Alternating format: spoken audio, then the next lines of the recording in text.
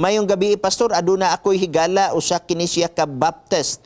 Og matod niya sa among panag-istorya, ang kamatayon mao ang bayad sa sala o subuot ipasabot ang tao nga makasasala nga sa dihang mamatay na siya luwas na. Kay bayad naman ang iyang kasalanan, kay patay naman. O kadtong pagkamatay ni Jesus, wala siya, o Jesus Christ, wala siya gibayran nga iyang sala o naa.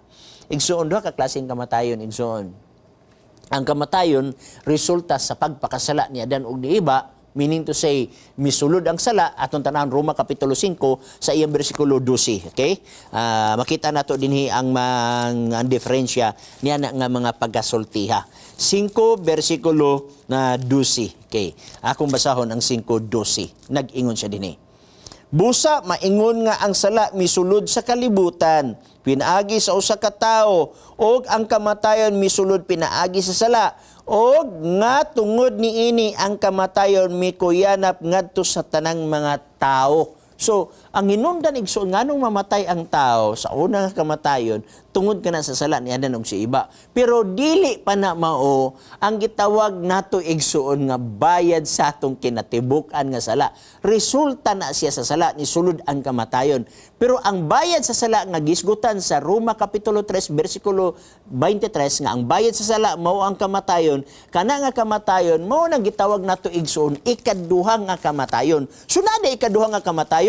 Kung naikaduha na permiro, ang permiro mo itong mamatay ka sa balatian, aksidente, normal nga kamatayon, gipusil ba ka, mo na gitawag na itong unang kamatayon. Pero naay gitawag na ito din hiigsuon, nga ikaduhang kamatayon, nasa Pinadayag Kapitulo 20, versikulo 6, nagyon nire, bulahan o balaan ng tao nga makaambit sa naunang pagkabanhaw.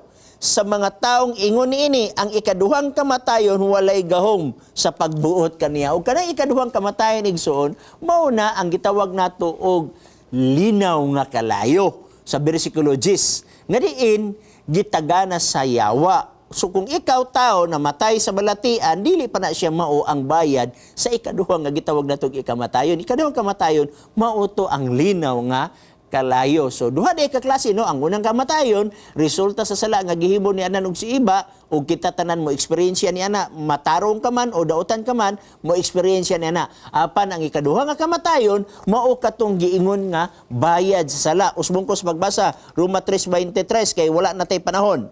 Nag-ingon din siya, sanglit nakasala man ang tanan og nakabsan sa himaya. Roma 6:23 dayon. Okay, 6:23. Nag-ingon siya dinhi atong basahon sa katapusan nga bersikulo. Kay ang suhol gikan sa sala, mao ang kamatayon. Okay, ang suhol sa sala, mao ang kamatayon. Katong ikaduha nga kamatayon. Bueno, nakabsan na magita sa atong panahon igsoon.